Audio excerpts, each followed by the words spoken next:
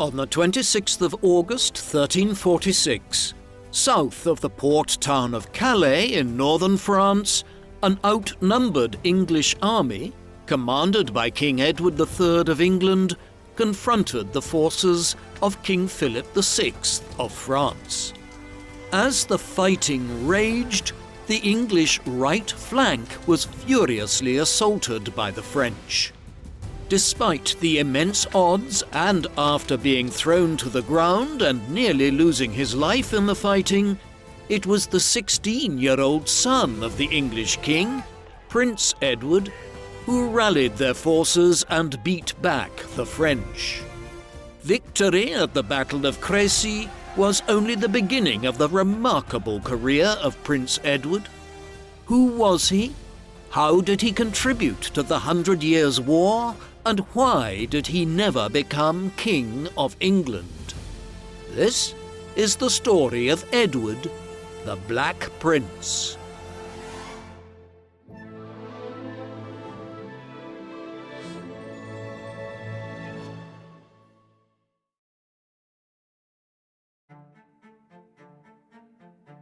The man known to history as Edward of Woodstock, or Edward the Black Prince, was born on the 15th of June 1330 at Woodstock Palace in Oxfordshire in England.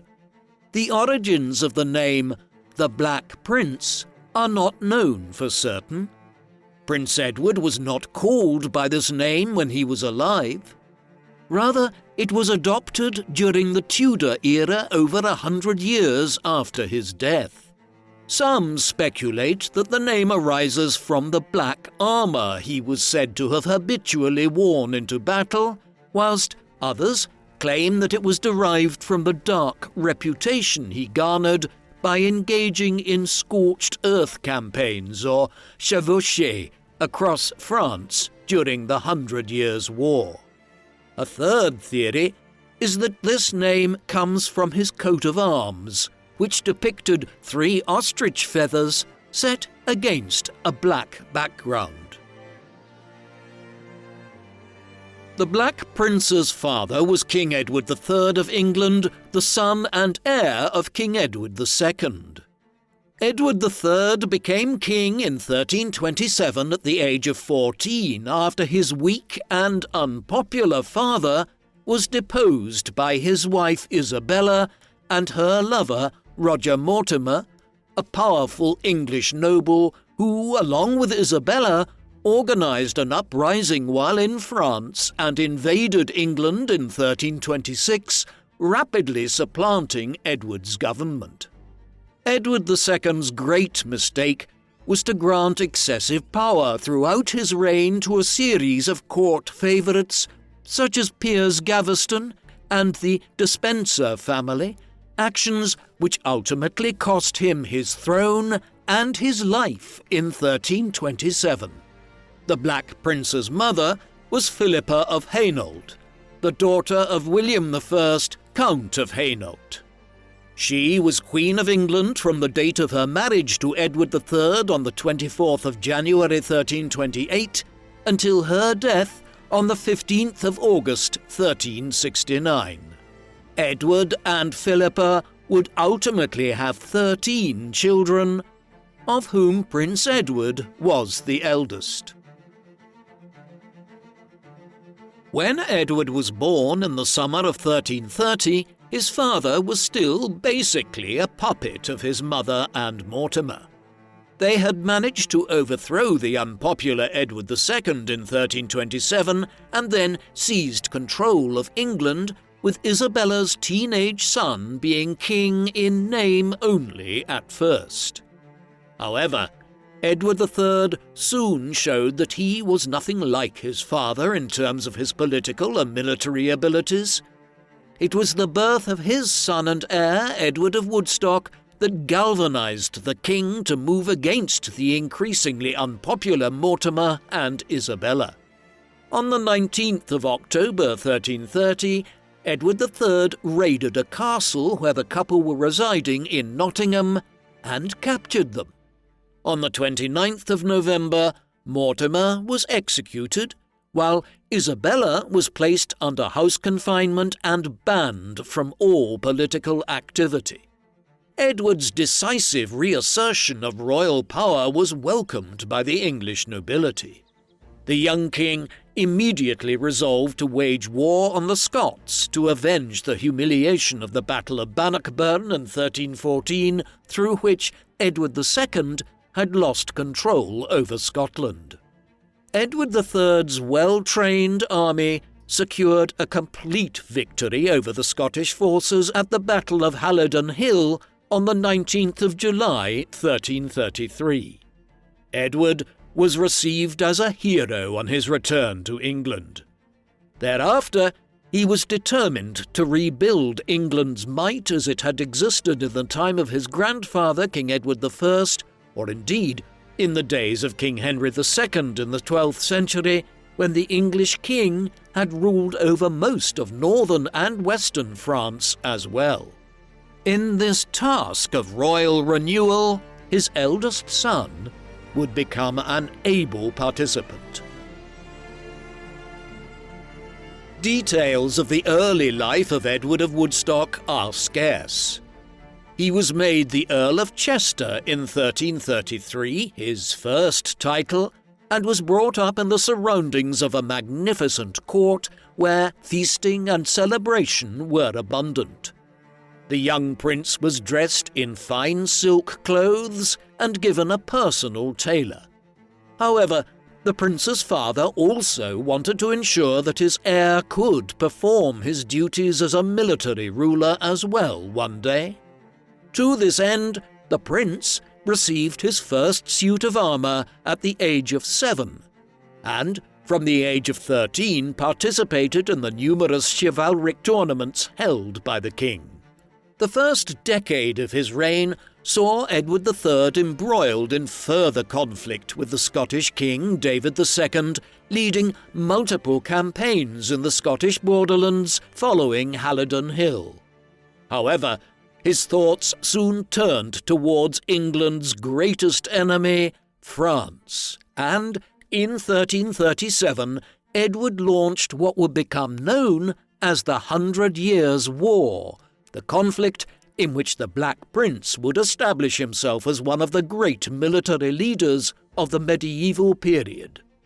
Edward's claim to the French throne originated from the death in 1328 of King Charles IV of France without a male heir, leaving two chief claimants for the throne: Philip, Count of Valois, Edward's cousin, and Edward himself, whose mother, Isabella, was Charles's sister. The French aristocracy chose Philip of Valois to become Philip VI of France. This choice was not contested at first, primarily because at the time Isabella and Mortimer wanted to maintain good relations with the French.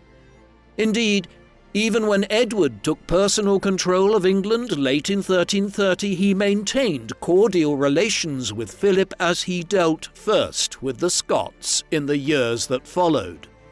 But relations between the English and French monarchs soured gradually, and in 1337 England went to war with France after Philip threatened to confiscate the Duchy of Gascony, England's last major holding on the continent.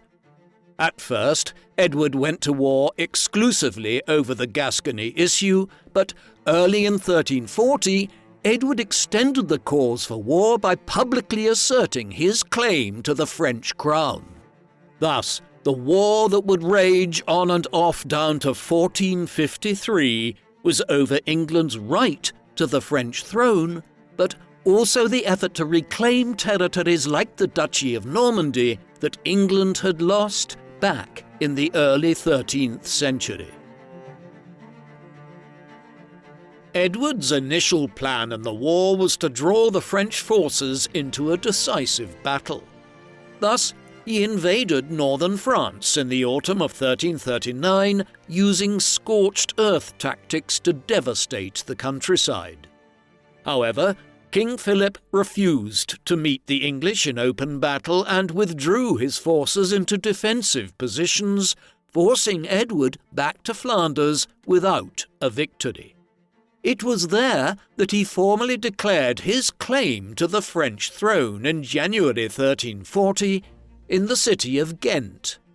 By then, Edward was desperate for a victory over the French, as heavy taxation at home in England to pay for his army was unpopular. He therefore assembled more than 100 ships at Holbrook in the east of England to ferry his troops to Flanders and began a new offensive with his Flemish allies. Yet the French had anticipated this move and were blockading his entry into Flanders with a fleet twice as large as his own. Edward received news of this, but nonetheless chose to sail on the 22nd of June. The fleets clashed 2 days later near the town of Sluys. Though the French boats were faster, their sailors were inexperienced in combat, while Edward's vessels were crammed with skilled archers. Furthermore, the French boats were bound together to maintain a defensive position, making the fleet extremely immobile. The English consequently won a total victory, capturing almost the entire French fleet. Despite the stunning naval success at the Battle of Sluys, Edward could still not force King Philip into a decisive battle on French territory. He soon ran out of funds and was forced to abandon his campaign. After peace talks in 1344 ended in failure, Edward launched a major new campaign in 1346. By now, the Black Prince was 16 years old and considered to be old enough to take part in the war. He had also been made the Prince of Wales in 1343. Father and son, with their army, landed in Normandy on the 12th of July 1346 with a 14,000-strong army. Upon their arrival there, the prince was knighted by his father and given command of the vanguard of the army. After pillaging the town of Caen in late July, with the Black Prince playing a leading role in the town's capture, Edward's army continued its easterly march through Normandy towards Calais. After crossing the River Somme on the 24th of August, they arrived on a ridge of high ground between the villages of Crecy and Vadicourt. The English king had around 2,500 men-at-arms, 3,000 cavalry, 2,000 spearmen, and 5,000 to 7,000 longbowmen, whilst a swiftly approaching French force was much larger, numbering over 20,000 men. However, the English were well rested when the battle commenced on the 26th, whereas the French were tired after a long march northwards. While King Edward commanded the centre of the army and the Earl of Northampton the left, the Black Prince was given command of the right wing. The French advance was led by Genoese crossbowmen, with the extensive French cavalry building up behind them. Seeing the Genoese falter under heavy English longbow fire, they charged through the crossbowmen, causing chaos and confusion in the French ranks. While this slowed the French onslaught, in the early evening the main French force arrived on the battlefield and charged the English right under the Black Prince. This led to a severe struggle, in which the prince himself was beaten to the ground. However, reinforcements from the English left helped repel the French attack, and Prince Edward, though badly concussed, soon picked himself up and continued fighting valiantly. As daylight faded, the French launched wave after wave of cavalry attacks, to no avail. King Philip himself had 2 horses slain under him during the battle and received an arrow wound in his face. As night fell, with his army disintegrating around him against a steady English advance, he reluctantly fled the field, conceding a terrible defeat to King Edward's triumphant army. The Battle of Crecy was one of the greatest English victories of the 100 Years' War, with Edward's army sustaining fewer than 300 casualties, while the French casualties were far higher, including a great number of prominent nobles, such as Philip's brother, the Count of Alençon, and King John of Bohemia. The Black Prince and his father came across the body of King John when surveying the battlefield the following day. They were deeply moved, for John was one of the foremost warriors of his age, losing his sight whilst on crusade. It is said that the prince took John's emblem of 3 white feathers and made it his own. John's emblem remains the symbol of the Prince of Wales to this day. Following the battle, Edward laid siege to the port of Calais, whilst an invading Scottish army, encouraged by Philip to exploit Edward's absence, was decisively defeated at Neville's Cross by an English force under the Archbishop of York on the 17th of October 1346. Calais finally surrendered in August 1347, and in October of that year, King Edward negotiated a truce and returned to London. The spirit of jubilation across England surrounding Edward and his son's great victories was quickly brought to an end when, in August 1348, the Black Death crossed the English Channel and ravaged the country. The bubonic plague would eventually kill over 1/3 of Europe's population. Densely populated cities like London were particularly badly hit. Indeed, the Black Prince was personally impacted by the disease as it claimed the life of his sister Joan on the 2nd of September 1348. Nevertheless, in spite of the plague, King Edward inaugurated a new chivalric order at Windsor Castle that same year, naming it the Order of the Garter. It had 26 original members, including the Black Prince, who had assisted his father in selecting the other founding members, all of whom were selected based on acts of valour rather than simply their rank. The order was arguably the most enduring legacy of King Edward III's reign, as it remains the most senior order of knights in the United Kingdom to this day. As the effects of the plague began to dissipate in late 1349, King Edward saw the chance to reclaim the offensive against France. After hearing of an imminent attempt to recapture Calais, the king and his son went to the vital port ahead of the French and sprung a trap on their enemy, repulsing the French force on the 1st of January 1350, although not without the Black Prince having to lead his garrison in saving his father after Edward became stranded outside the city gates against a much larger enemy force. The Black Prince owned large estates throughout England. He implemented a host of revenue-generating policies when his income fell after the Black Death.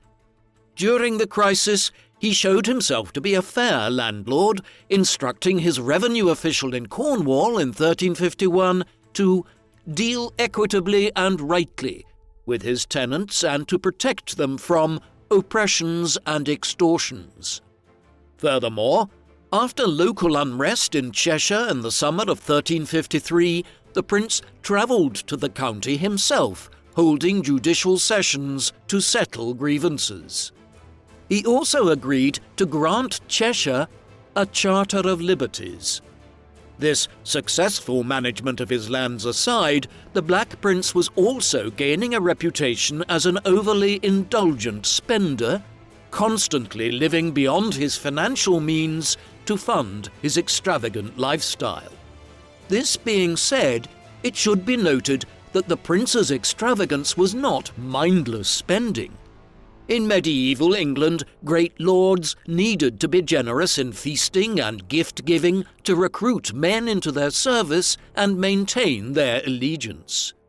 Striking a balance between rewarding one's followers and avoiding the burden of debt was a challenge faced by many medieval lords, especially after the Black Death, when there were labour shortages all across the continent, and soldiers and farmers were in an excellent negotiating position when it came to the retention of their services. In 1355, Jean de Grey, a knight of the Garter from Gascony, the English-held province in southwestern France, informed King Edward that people in the region were concerned with the actions of the Count of Armagnac, who had been appointed by King John II of France as governor of the southern region of Languedoc, and who had captured a number of Gascon towns and fortresses.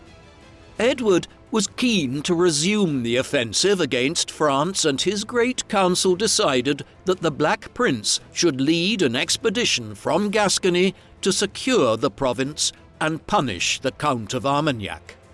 Furthermore, on the 10th of July, the prince was made the king's lieutenant in Gascony, allowing him to basically govern Gascony as a de facto royal viceroy.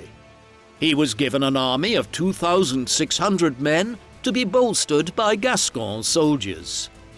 Accompanying the prince to France were 14 knights of the Garter, including the experienced Earls of Warwick and Suffolk, and the prince's special advisers and close friends, Sir John Chandos and Sir James Audley. They reached Bordeaux on the 20th of September 1355. The following day, a religious ceremony was held in Saint-André Cathedral, after which the prince spoke directly to the inhabitants of Bordeaux, telling them of his plan to take the offensive against the Languedoc governor by marching east and ravaging his lands in a great chevauchee, a French term meaning a brutal plundering raid, where land either side of the advancing column was burned. The aim of a chevauchee was to plunder the wealth and resources of the enemy's land in order to undermine the enemy's capacity to wage war.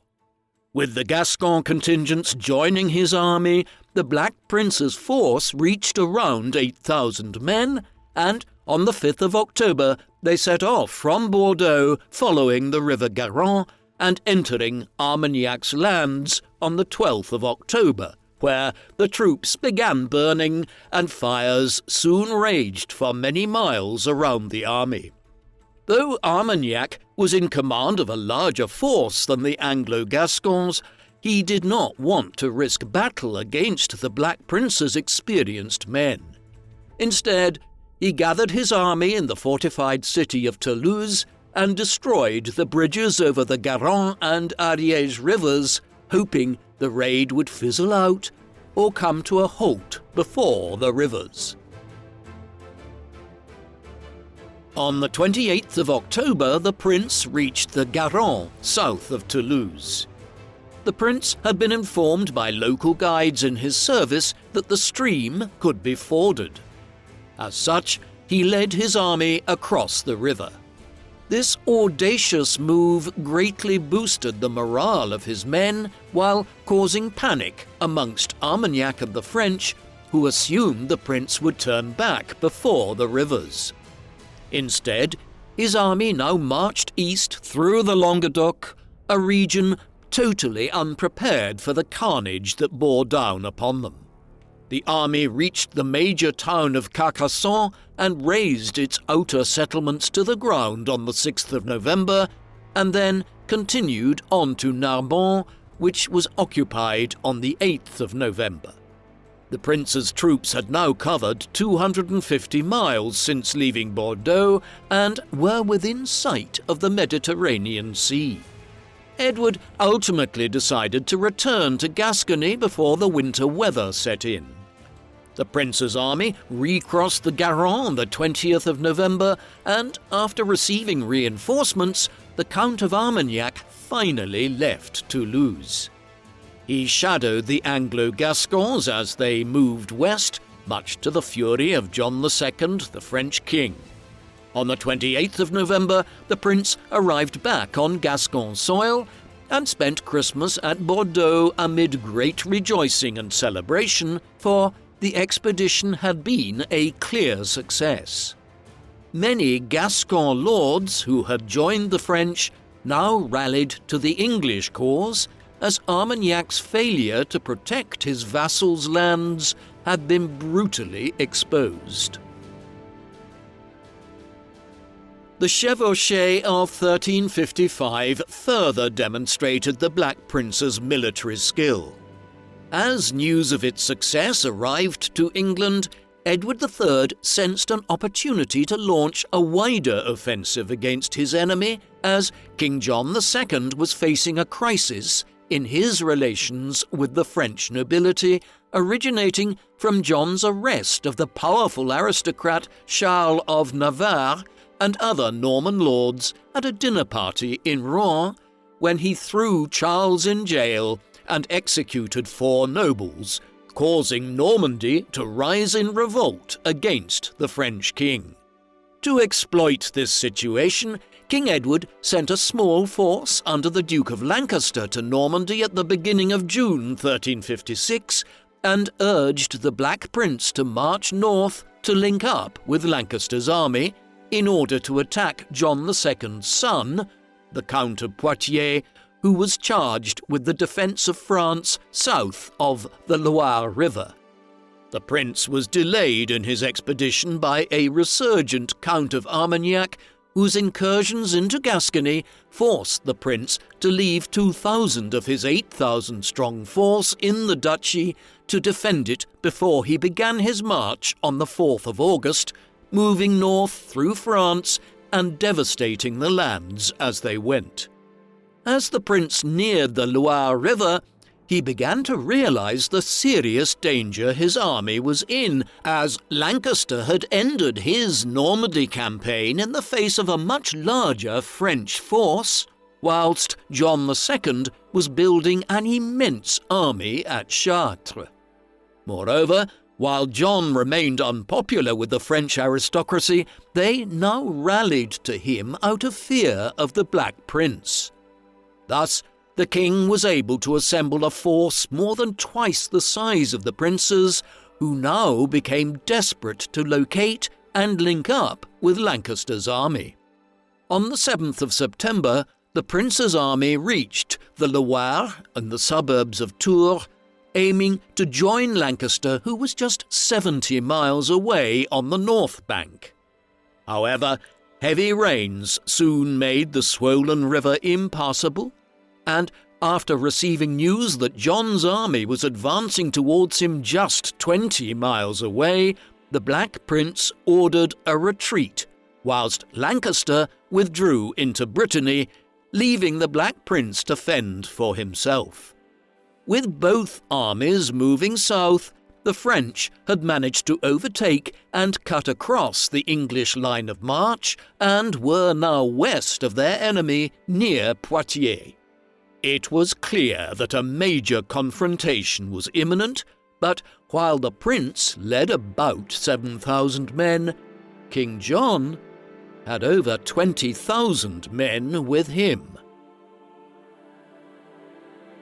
On the 18th of September, the prince took up his position southeast of Poitiers.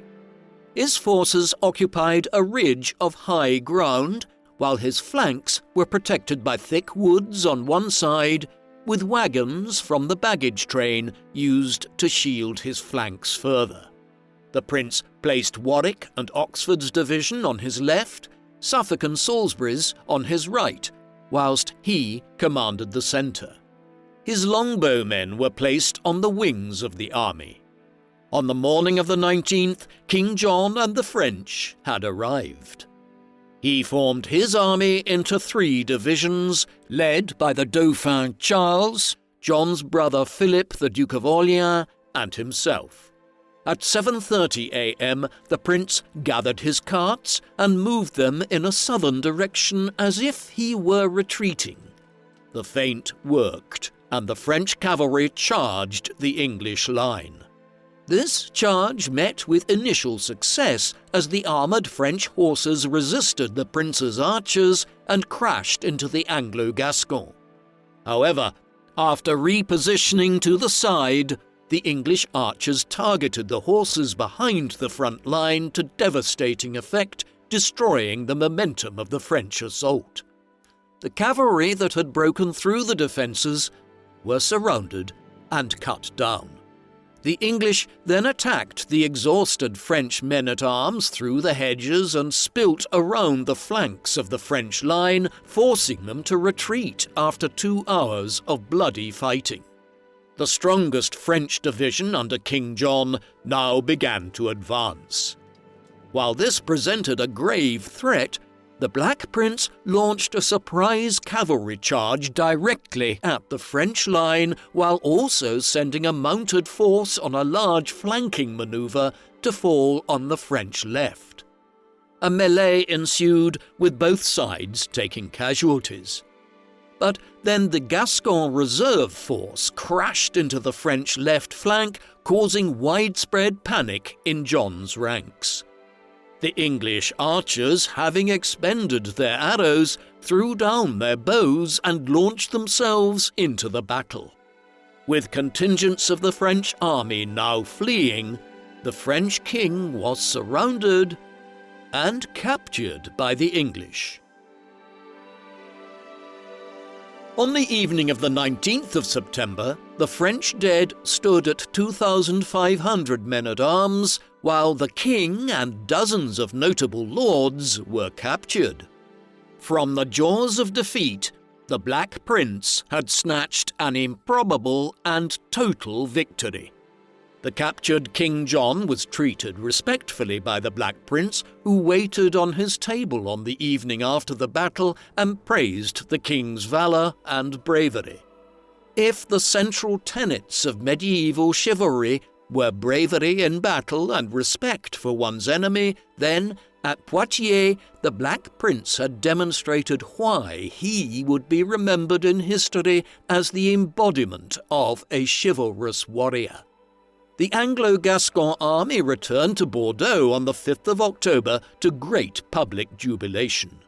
Thereafter, a 2-year truce with the captive King John was agreed on the 23rd of March 1357. The prince and his royal prisoner set sail for England, and on the 24th of May, Edward of Woodstock rode through London in triumph. This was the pinnacle of his career as England's warrior prince. On the 8th of May 1358, Edward III signed an agreement with John II in which John agreed to pay 4 million French crowns for his release and recognized Edward as sovereign ruler of the large southern province of Aquitaine. In return, Edward would renounce his claim to the French throne. This treaty constituted a substantial victory for the English. Following his victory, the prince fell back into his ever-persistent problem of excessive spending as he embarked on an ambitious expansion of his Vale royal residence in Cheshire, an abbey begun by his great-grandfather Edward I. Nevertheless, when the French provisional government rejected the treaty signed with John, the Black Prince and his father once again led a large expedition into France on the 28th of October 1359, intending to march on Rheims and have Edward III crowned as King of France. However, the army failed to capture the city, and Edward decided to negotiate, agreeing to the Treaty of Bretigny on the 8th of May 1360. Under the terms of the treaty, Edward ceded lands in the north and west of France totaling around a third of the country. In return, Edward relinquished his claim to the French throne and lowered John's ransom to 3 million crowns. With the war with France now briefly in abeyance, the 31-year-old Black Prince married Joan of Kent, his 33-year-old cousin, in the summer of 1361. He returned to France, and soon after he was invested as Prince of Aquitaine as a reward for his victory at Poitiers. The prince departed for France with most of his household, as well as over 600 soldiers, arriving at Lormont near Bordeaux on the 29th of June. There, the prince was quite popular at the beginning of his rule, as his exceedingly generous hospitality and grand feasts endeared him to the local lords. Furthermore, the prince and his wife were extremely happy in their new domain, especially so upon the birth of their first child in January 1365, a son whom they named Edward.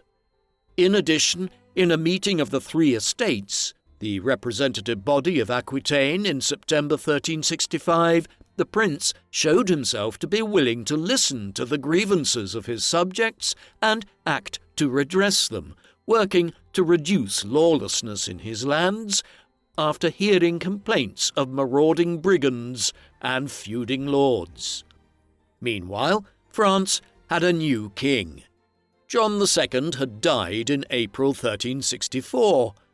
The new king, Charles V, proved himself to be a strong and effective ruler and a formidable adversary for the Black Prince, who, by 1365, was already experiencing some tension with his nobles, including his old enemy, the Count of Armagnac. The Black Prince's attention was soon drawn away from Aquitaine altogether towards Spain, when he received a message in 1366 from the displaced King Pedro of Castile, begging the prince to help restore him to the throne.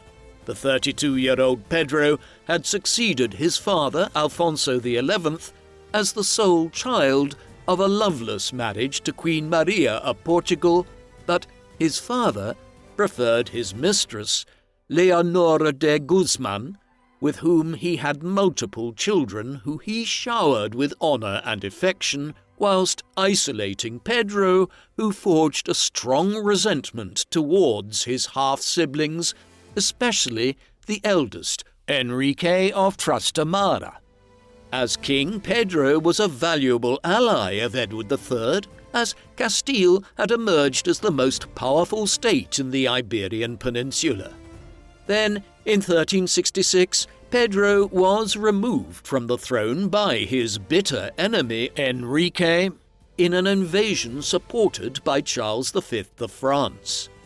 When he fled to Gascony, many of the Black Prince's advisers were opposed to helping Pedro, as in his rapid flight over the Pyrenees he had not brought any soldiers with him, meaning that the prince would have to mobilize an army and bear the financial burden of the campaign if he was to try to restore Pedro to the throne of Castile.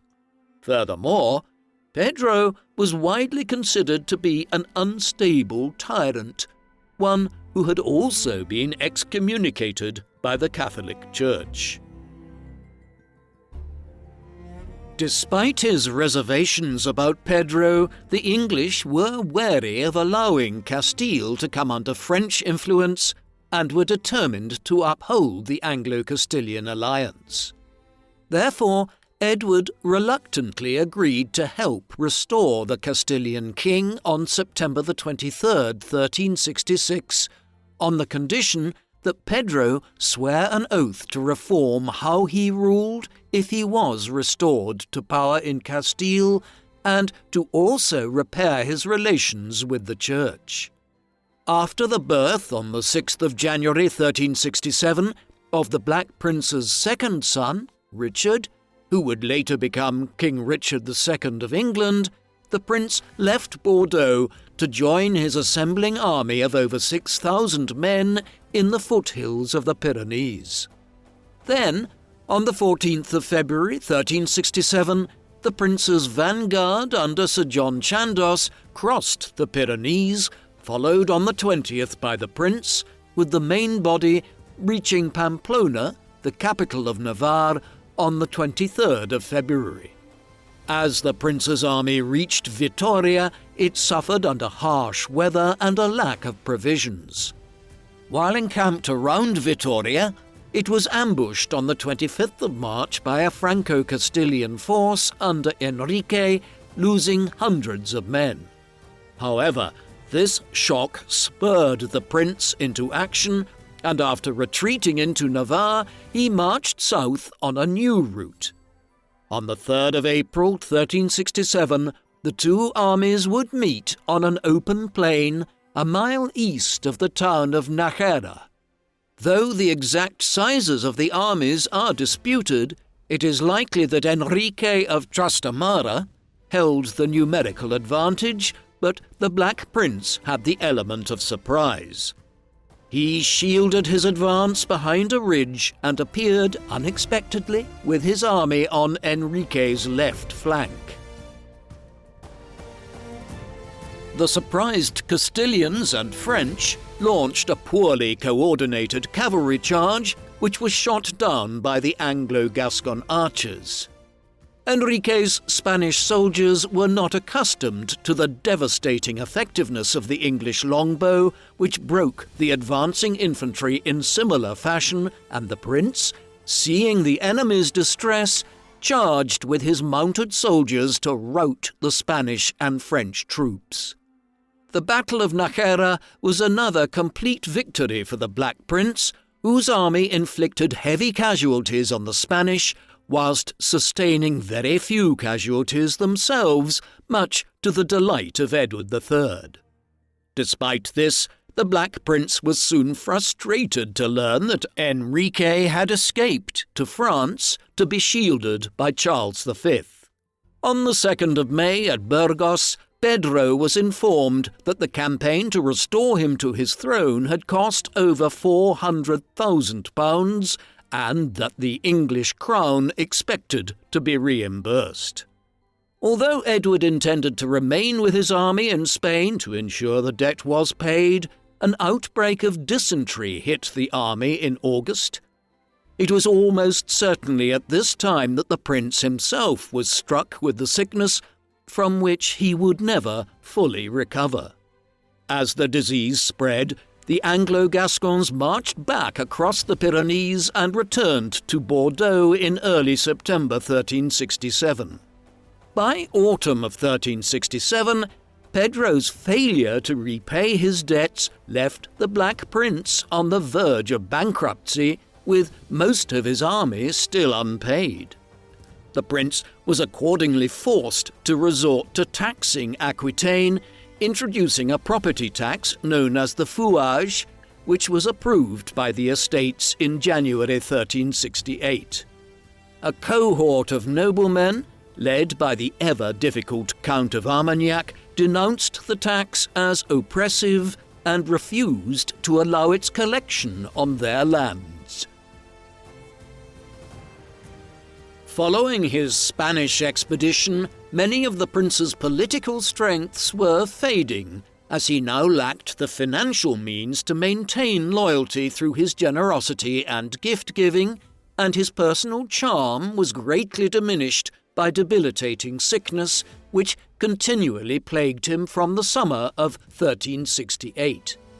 In June of that year, Charles saw his opportunity and took it, entering an agreement with Armagnac, Albret, and the Count of Périgord, three influential Aquitanian nobles who were resentful of the prince and his new tax, pledging to defend them if the prince ever attacked their domains and granted them lands and funds, whilst the nobles promised to fight for Charles to recover Aquitaine for the French crown.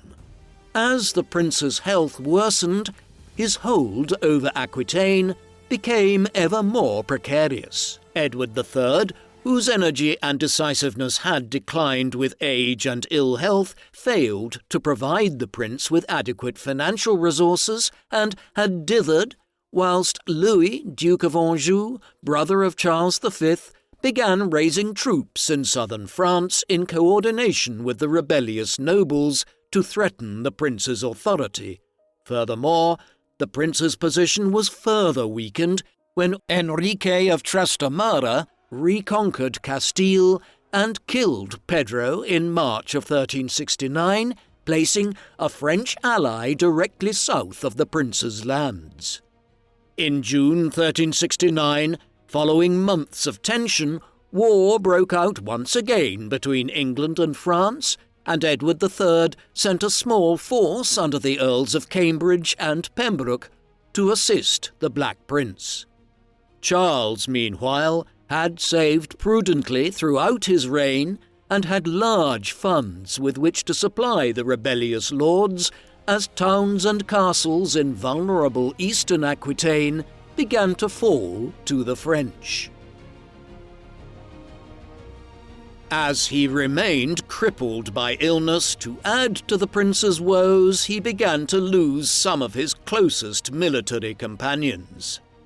Sir James Audley died of sickness at the end of August, whilst his most experienced captain in Aquitaine, Sir John Chandos, was killed in a skirmish in Poitou on the 1st of January 1370. The French then launched an offensive in the summer of 1370 with two large armies, one of which, under Charles V's brother John, Duke of Berry, captured the city of Limoges in northeastern Aquitaine in mid-August after the Bishop Jean de Croix, a trusted friend of the Black Prince, surrendered it to the French. The prince, aghast at the city's surrender, joined a 4,000-strong army and marched to Limoges in what would be his final expedition, though he had to be carried in a litter as he was by now too ill to mount a horse. Nevertheless, the army arrived and laid siege to the city on the 14th of September. On the 19th, the prince's miners succeeded in destroying a large section of the city wall, allowing the English troops to surge into Limoges and push back the French defenders.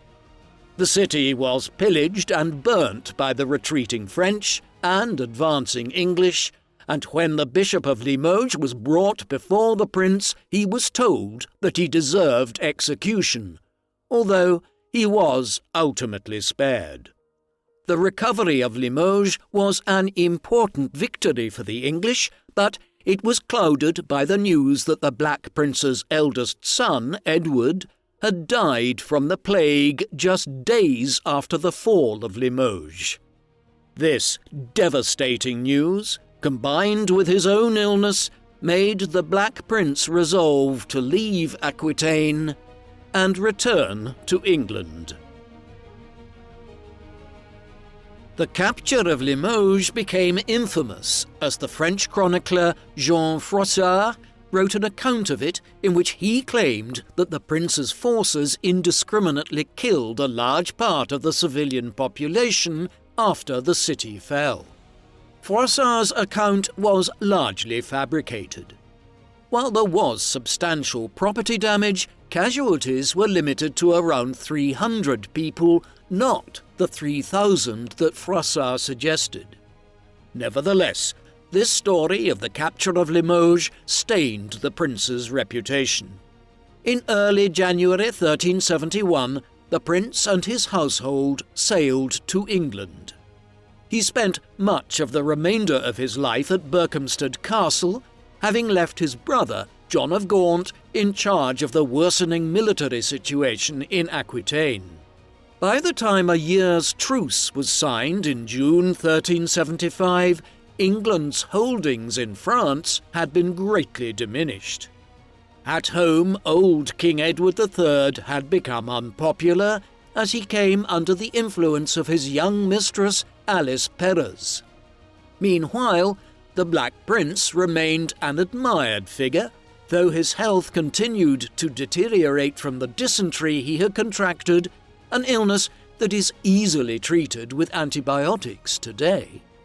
As the prince approached his 46th year in 1376, he was virtually unable to leave his bed, and on the 1st of June, he was carried to the Palace of Westminster so that he could spend the last of his days with his elderly father and the rest of his family. On Sunday, the 8th of June, 1376, Edward of Woodstock said a final prayer and died, almost certainly from the dysentery that had plagued him since the Spanish campaign 9 years earlier. He was then buried in Canterbury Cathedral, where his tomb can still be seen today. Just over a year later, his father died, meaning that the Black Prince's 10-year-old son, Richard, became England's first new king in half a century. Richard II would prove to be a divisive ruler who was deposed in 1399 in what many historians view as the start of the Wars of the Roses that tore England apart between the 1450s and the ascent of the Tudors in 1485. The Black Prince is regarded as one of the greatest medieval warriors in the history of England, playing a leading role in two of the most decisive English victories of the 100 Years' War at Crécy and Poitiers. He was respected by the people of England throughout his life and by his friends and soldiers, whom he never ceased to reward generously for their service to him. Even the French kings, John II and Charles V, recognized the prince's valor and honor. The prince's reputation has significant blemishes, however, especially in France, where his brutal raids through Languedoc and northern Aquitaine, prior to the Battle of Poitiers, included mass atrocities towards civilians and the destruction of significant swathes of French countryside. Nevertheless, the Black Prince was, above all else, a hero for his time, labelled by his surgeon John Ardern, who accompanied him on many campaigns, as the very flower of chivalry. For there are few men in history who embodied medieval chivalry as much as Edward of Woodstock did. The principles of courage in battle and showing honour towards one's opponents defined the warrior prince's life, who lived and died adhering to a code of chivalry that was widely aspired to in medieval Europe. Chivalry, in many ways, defined the era of the Black Prince, and the Black Prince, in many ways, defined chivalry. What do you think of the Black Prince? Was he a ruthless military commander who devastated large parts of France through his chevauchee raids? Or would he have made a great English king? Please, let us know in the comment section, and in the meantime, thank you very much for watching.